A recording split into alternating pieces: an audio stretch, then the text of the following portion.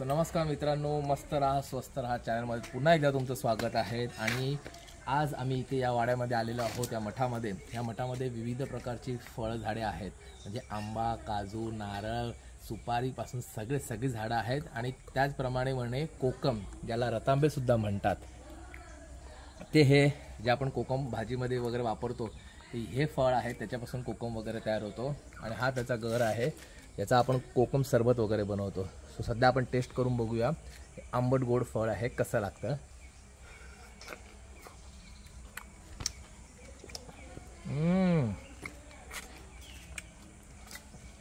खूप आंबट आहे, चवीला मध्येच गोड मध्येच आंबट लागतं, एकदम सुरेख छान।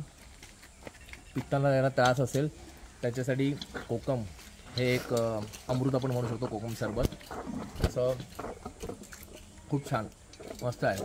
सो 2023मध्ये आम्ही कोकण दौऱ्यावर या आमच्या प्रवासामध्ये हा देखील अनुभव घेतलेला आहे आणि तो अनुभव आम्ही तुमच्याबरोबर शेअर करत होतो।